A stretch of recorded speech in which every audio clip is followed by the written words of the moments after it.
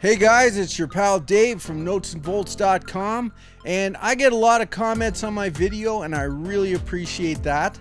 And I like to try to answer them, but yeah, I have terrible time management skills, so I don't get to all of them and it makes me feel really bad inside. But I do read them all and I do appreciate them. So sometimes I'll get a comment that will spark an idea and get the little hamster wheel in my head turning and make me want to explore something. And this video was inspired by a comment just like that.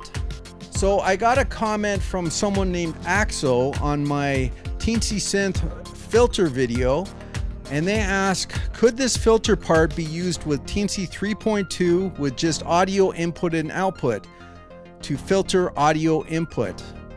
And it made sense that it could, but I've never tried it. So I thought I should really try this.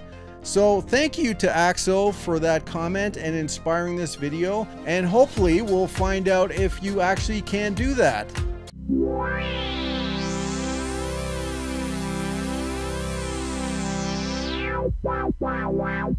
Alright, so it turns out you can do it. But please watch the end of the video to learn how to do it yourself, and I'll show you all the steps required. But before we start, I gotta give a quick shout out to the sponsor of this video, PCBWay, for helping me to keep the lights on. Your one-stop shop for circuit boards, CNC, and 3D printing, and pillows. PCBWay is a one-stop solution for all your circuit board and manufacturing needs. They can do circuit boards, multi-layer boards, aluminum boards, 3D printing, CNC machining, injection molding, and assembly. They can do it all. PCBWay is very maker-friendly with lots of services for small creators like myself. So check out PCBWay today and they can make your dream project a reality. Click the link in the video description to let them know that Dave sent you, and you'll get yourself some free goodies. So thanks again to PCBWay. Alright, let's get started with the project. First of all, let's look at the parts you're going to need. So the board I'm going to use for this project is the Teensy 3.2, but it will also work with anything higher, so the 3.5 or 3.6 or any of the Teensy 4 boards. I'm also using the audio adapter board that is designed for the Teensy, and we'll take a look at this in a little more detail. I need 2 potentiometers. These are linear taper 10K potentiometers. I'm using a breadboard and some jumper wire, and we're going to need a way to hook our audio in and out of the Teensy. So I've got these little adapters, and I think these are used for AV installations or security system installations, but they're very good. They have screw terminals on one end and the jack of your choice on the other. So I'm using a 1/8 inch headphone jack on one end, and I'm using an RCA jack on the other. It's just what I have available. I'm using these little jumper wires. They're male on one end and female on the other end. And what I did is on the audio board, I soldered some headers so I can just put one side in here, clamp the other side in one of these jacks, and there you go. A very simple way to hook various types of jacks to your Teensy board. You can see I've created a little sandwich with the audio board and the Teensy 3.2 by using some long headers. And I just kind of soldered the top to the audio board, the bottom to the Teensy, and that way you can just fit it into a breadboard, and it's a nice compact unit. Okay, before you go and purchase anything, let's talk a bit about the different versions of Teensy and why you might prefer one over the other. So if we go to the Teensy website, so pjrc.com, and you look up the Teensy 3.2 development board, you'll notice a big red warning, and it's saying not recommended for new designs or projects. So if you read through this whole paragraph, you'll see that the chip used, which is an ARM processor on the 3.2 boards, is in short supply, and there's a long waiting list to get new ones. Apparently the chip used on the Teensy 4 boards is much more available, so they are suggesting on the website that you move to the Teensy 4 platform as the Teensy 3 might be shutting down. Now I'm going to use the Teensy 3 because that's all I have, but this project is also doable on a Teensy 4. Now the other thing we need for this project is the audio adapter board, and the audio adapter board makes it really easy to get CD quality audio into and out of the Teensy chip. It's based around a chip called the SGTL 5000, and this chip is used in a lot of consumer projects. It basically gives you a mic input, line inputs, line outputs, and it does some processing as well. It's a very cool chip, and the audio board makes it super easy to use. So you can see this board allows you to add 16-bit 44.1K audio, which is CD quality audio, to the Teensy 3s and the Teensy 4s. Now, one thing to watch is that the Teensy 3 version of the audio board and the Teensy 4 version of the audio board are not pin compatible. So if you're using a Teensy 4, you got to make sure you get the version 4 of the board, and if you're using a Teensy 3, make sure you get the one made for the Teensy 3. They are not cross-compatible. Another important thing to keep in mind is that these audio boards use some of the pins on the Teensy and make them unavailable for your project. So if you're deciding which input or output you need, make sure that it's not being used by the audio board, and anything with a label is being used by the audio board. So we need 2 analog inputs for our project, and the closest ones available are pins 16 and 17, which are analog 2 and 3. All right, so let's take a look at how we build this circuit. This circuit is so simple, I'm not even going to bother making a schematic. I'll just show you how to build it right here. So here is my Teensy and audio board sandwich. Now if you look at the data sheet of the Teensy, the pins we're going to need are this ground, this A ground, so that stands for analog ground, this 3.3 volt output, and 2 of these analog input pins. So these A0 to A9 are the analog inputs. Now remember, we said the audio board is using these first 3 pins, so the next 2 available are the A2 and A3. So we're going to choose those 2. Here's how you hook it up. When I put the Teensy on the board, this A ground pin is going to be jumped through this little jumper wire to the blue strip on my breadboard. So everything on this blue strip is going to be connected to A ground. And you can see I've got wires coming from the left pin on my potentiometers to that blue strip. So basically the left pin on my potentiometers is going to be grounded to the Teensy. Now right next to it we have this little jumper wire which is coming from the 3.3 output on the Teensy, and that's going to this red strip. And you can see the rightmost pin on my potentiometers is connected to that. Now the wiper pins are being connected through these 2 jumper wires to the Teensy A2 and A3 pins.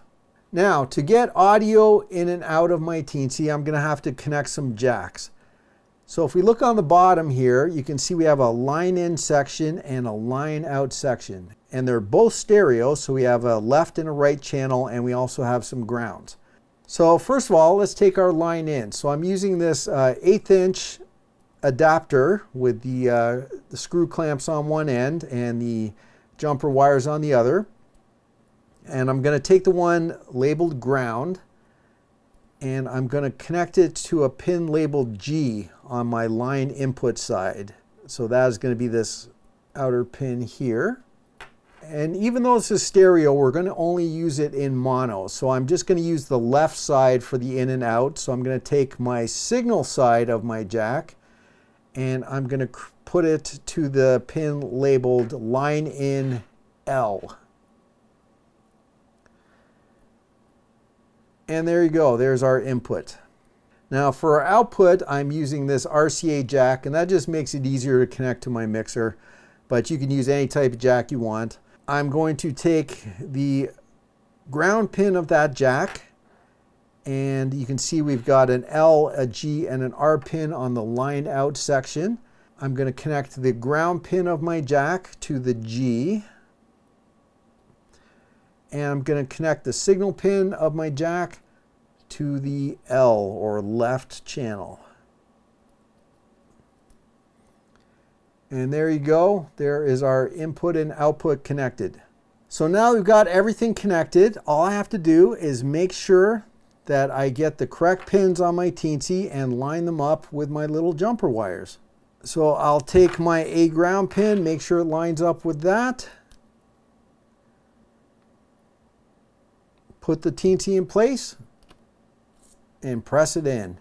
All right, so now that we have the hardware all taken care of, we need to look at the software. So this project uses something called the Teensy Audio Library, which is a really nice set of tools that allow you to process audio with your Teensy. Here is the program, and if you want to just upload it and play, you can. I'll put a link in the video description where you can download it. But I'm going to go through the program and explain how it works, because there's a lot of cool little things and it will help you explore the audio library on your own. So the library I'm going to use to read our potentiometers is something called the Responsive Analog Read Library. And here it is here.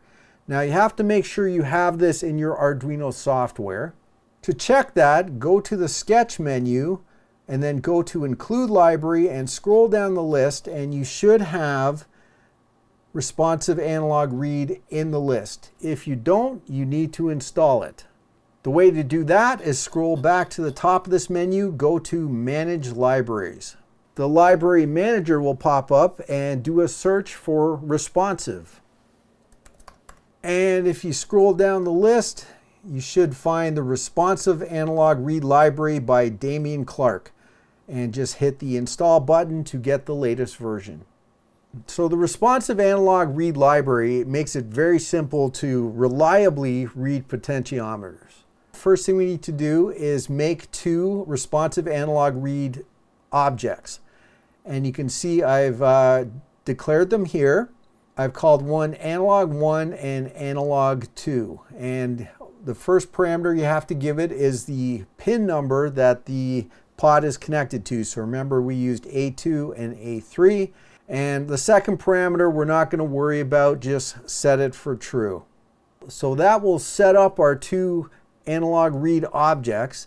And then in our main loop, we're just going to update them every time the loop runs. So analog 1 update, analog 2 update, and that will get the freshest values from our potentiometers.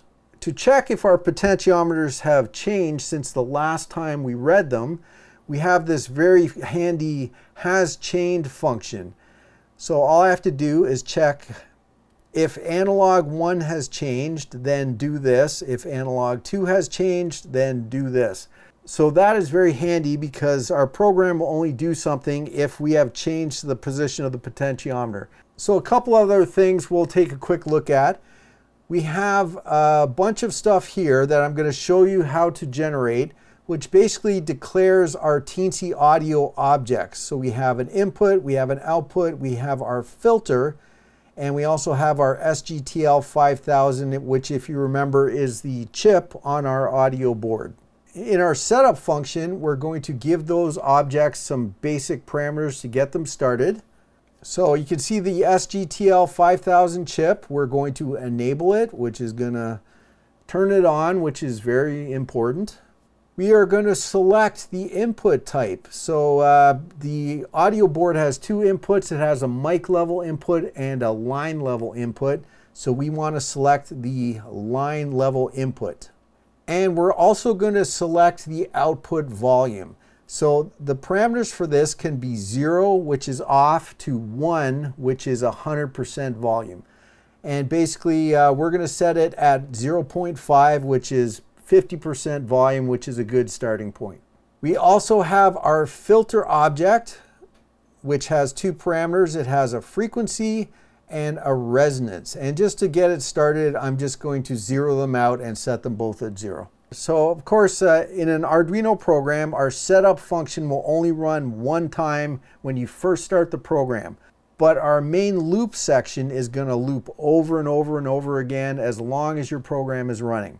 So of course, every time it loops, we are going to update our potentiometers and check if they have changed. If they have changed, we're going to do something with that new information. So this part of the statement here is where all the magic happens. So this is where we take our potentiometer input and we turn it into numbers that our filter can use. So what we're doing is we're converting our analog input from our potentiometers, which is a number from 0 to 1023. So now let's take a look at our filter frequency. So the frequency of the filter is going to be a number in hertz. And hertz is a measurement of cycles per second. So how many times the waveform is repeating per second. And the faster it repeats, the higher the frequency of your filter.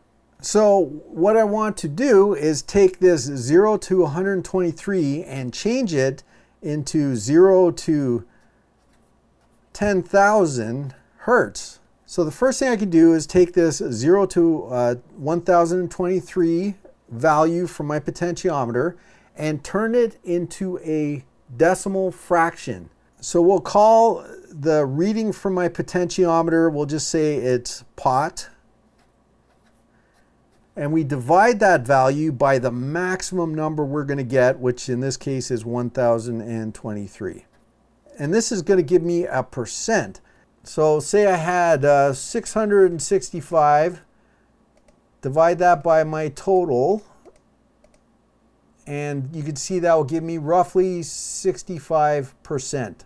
So if I had another number, say 222, and I divide that by my maximum value, that would give me roughly 21.7%.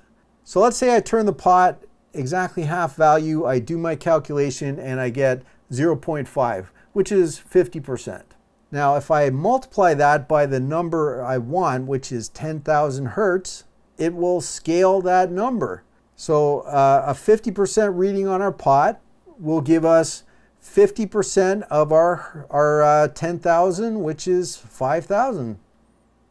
Now that is pretty simple in concept, but there's one little problem that we're going to take care of. For a lot of microcontrollers, Arduinos especially, division is a horribly slow math operation to do. And that is because the Arduino chips have a little piece of hardware that does multiplication, addition, and subtraction very quickly. But when it comes to division, the chip itself doesn't know how to do it. So it has to go to an external piece of code that teaches it how to do division. So you can see how that will slow things down a lot. And I think people have tested that it's about 4 times slower to do division than multiplication. Now, I'm not sure if this still applies to the faster ARM processors in the Teensy boards, but as a rule of thumb, I try to avoid division whenever I can on microcontrollers. So how can we get rid of this division? Well, I could rewrite this as our pot value times 1 over 1023. But there's still a division, 1 over 1023. That's still a division. Well, the cool thing is that this will be the same for every calculation. Why don't we just calculate this once and put it in a variable? And then we can just read the answer from that variable and we get rid of all the division. And that's exactly what I did here. So I made this variable called div. You could call it whatever you want, but that's what I called it.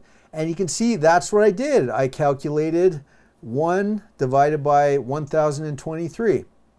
And I put the answer, which is a float, which means it keeps all the decimal places, into this div variable. Also notice I called it a constant float. And that doesn't really change the way the variable works. It just gives you a warning if you ever try to change this value in your program. It will just say, hey, you said that that's a constant, it never is going to change, so why are you trying to change it? And you can fix the problem. So this statement, if my analog object has changed, I read the new analog value with this getValue parameter, and then I multiply it by div, which is this: get the analog value and multiply it by div. And that will give me my percent. Then I multiply that by the ultimate value I want, which is 10,000 hertz. And there you go. Instead of our potentiometer going 0 to 1023, it is now going from 0 to 10,000 hertz. Now, if we look at the second line, this is the filter resonance parameter. And it's basically using the same thing with a slight twist. The Teensy audio filter, the resonance parameter can go from 0.7 to 5. So I have to scale my potentiometer input from 0.7 to 5. Most of this is going to be the exact same as we did for the frequency. So you can see this part is the same. Get the value of analog 2, multiply it by div to get my percentage. But you can see instead of 5, I'm multiplying it by 4.3. So that's going to give me a value from 0 to 4.3. But if you notice at the end here, I am adding 0.07 to the whole thing. So if you think if I turn my pot to 0, my value here will be 0. I don't want 0. I want my minimum value to be 0.7. So add 0.7 to the 0. So the lowest my potentiometer can go is 0.7. And that takes care of this minimum. And if you think if I turn my potentiometer maximum, if I had this as 5 and then I added 0.7, my maximum would be 5.7. So to compensate for that, I have to make my maximum 4.3. And then when I add the 0.7, it's going to total 5. So you can see by doing it this way, my potentiometer is going to range from 0.7 to 5, which is exactly what we need.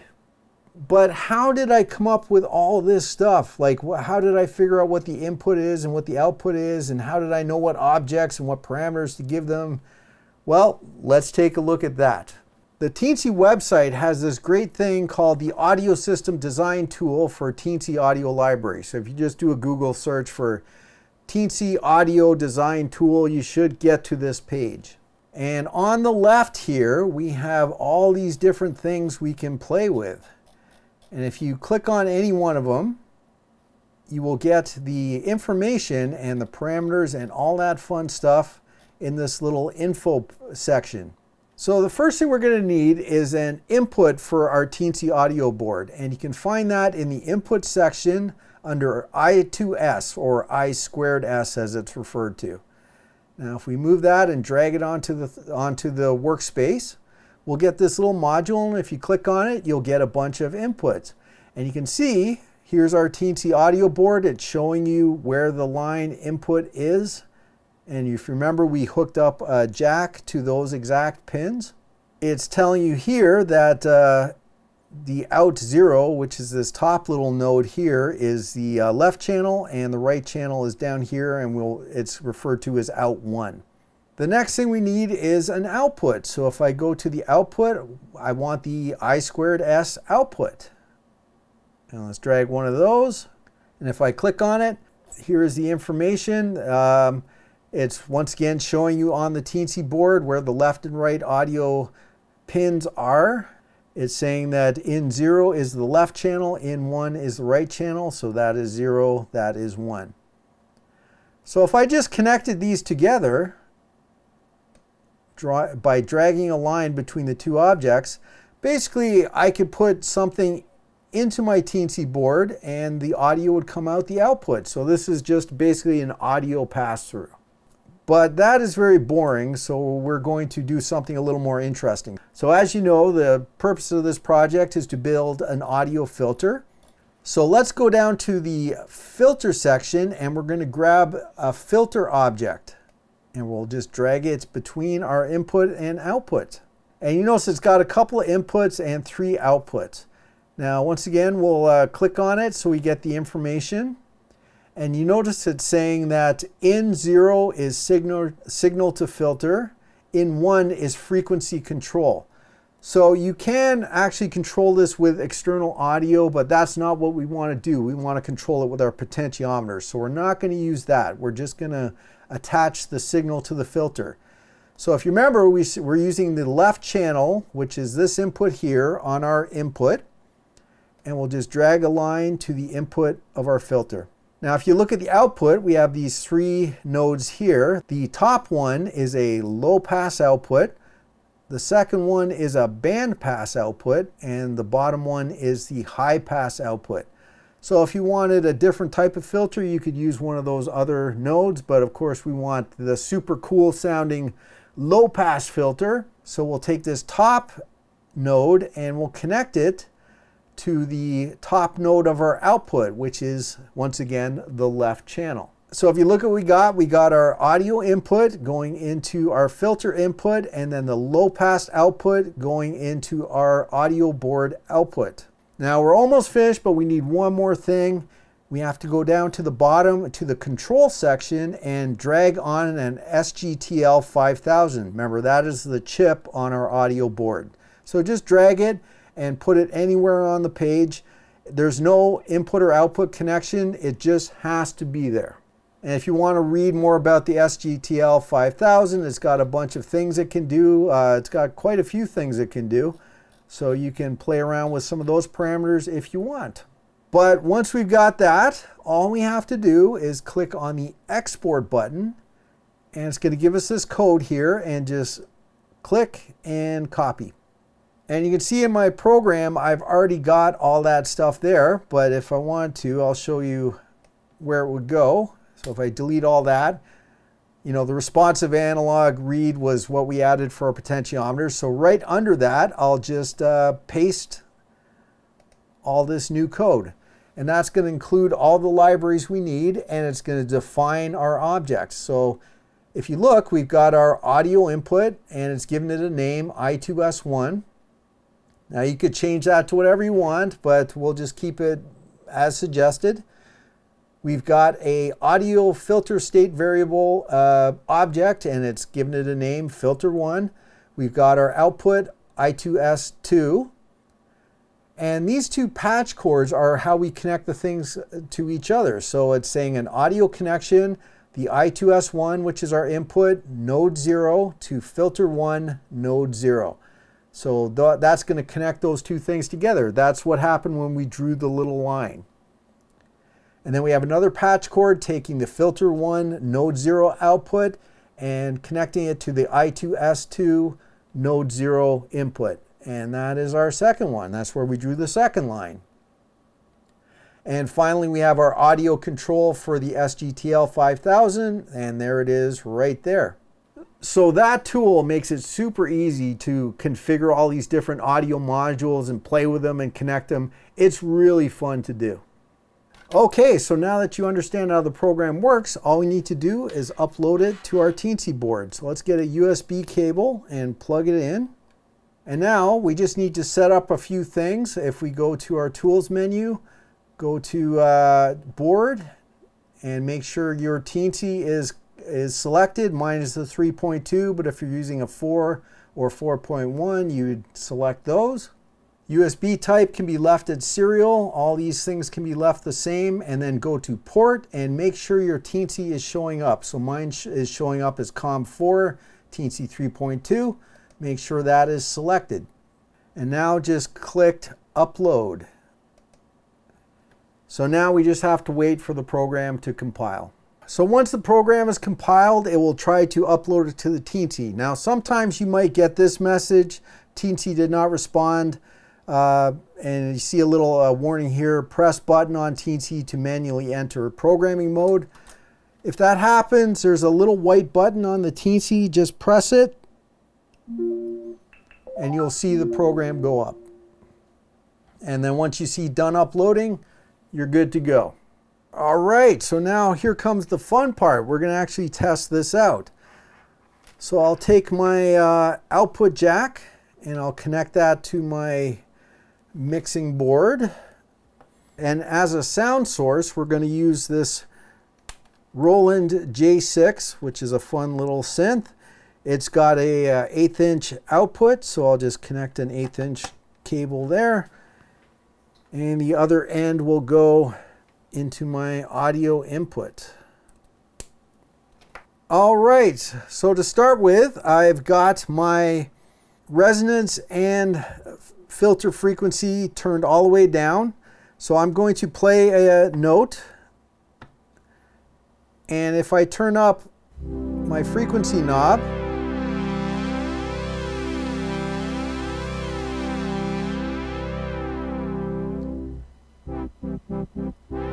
you can see it working. That's great. Now the other knob is resonance, so I'm gonna turn that up. And you can hear those high frequencies kind of popping out.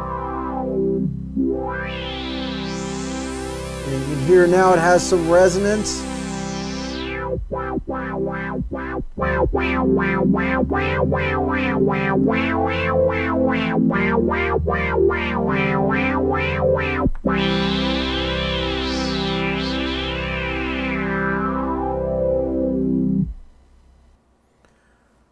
All right, that's pretty cool.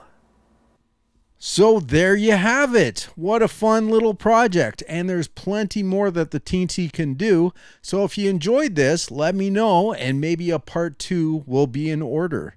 Before we go, as always, I'd like to sincerely thank my patrons on Patreon.